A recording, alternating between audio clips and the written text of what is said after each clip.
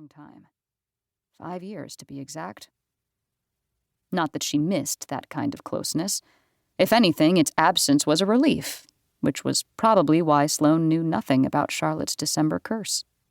Last Christmas was their first in each other's lives, and Charlotte had managed to avoid any and all disasters in Sloane's presence. Clearly this year, the universe was upping its game.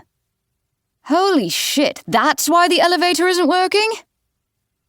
This London accent belonged to Manish Sani, the fourth member of their quartet. He played viola, who had obviously just arrived on the 5th floor, safe and sound via the marble staircase Charlotte had been too tired to take. Oh, December, you fickle little bitch. "It's fine, Manish," Sloane said, in that tone she used when she was trying to keep Charlotte calm during rehearsals. Charlotte hated that tone. Like she had to be managed. She was the manager, not the managee, goddammit.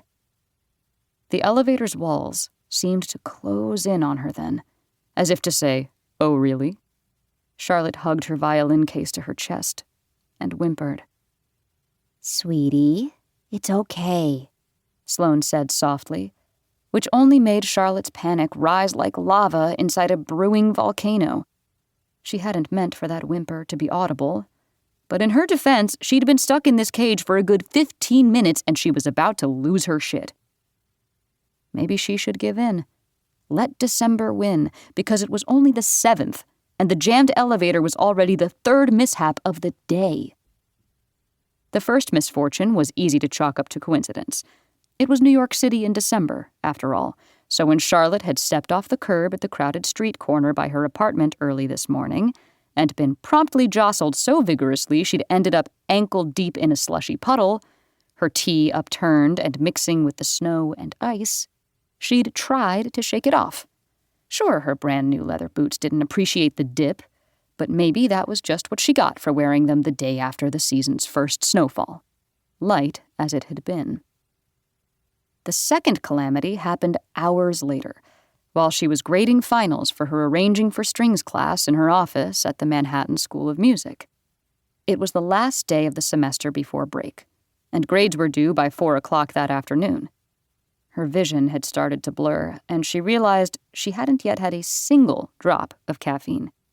She got up, calm as could be, exited her office for the small faculty kitchenette down the hall, turned the corner, and was very soon wearing what seemed to be a giant smear of jam all over her black cashmere turtleneck.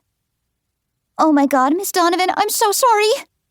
Tansy, the string department's secretary, who changed her hair color weekly and always looked at Charlotte as though Charlotte might unhinge her jaw and devour her at any second, stood there, red-faced and purple-haired. "I'm so sorry!" "It's fine," Charlotte said tightly. The right thing to say. Her arms held out to avoid spreading the mess. Tansy looked like she might cry, and Charlotte fought a long, suffering sigh.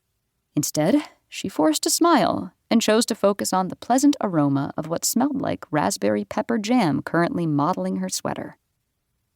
The secretary handed Charlotte her napkin, then retrieved her toasted bagel from the floor, and that was that. It was just a sweater, and Charlotte moved on with her day. She changed into a spare black blouse she kept in her office and surged forward, marked finals, went over her arrangements for the quartet's rehearsal that evening. A normal Thursday, if ever there was one.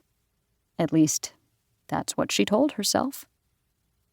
At 5 o'clock, she turned off her computer, packed up her violin, put on her black pea coat, and tugged a black knit hat over her long salt and pepper hair. She headed out into the cold evening, the Upper West Side already bustling with holiday energy. Lights framed shop windows, garland curled around lampposts, and there was a group of young carolers just outside Sakura Park, all of which she tried to ignore. She walked with her head down, her violin tucked like a treasure under her arm. She watched her feet, making sure she avoided anything that could potentially trip her, cover her in something sticky, or damage her person in any way. When she made it to Elle's building on Central Park West, she smiled to herself as she rang the bell, a silly kind of triumph swelling in her chest.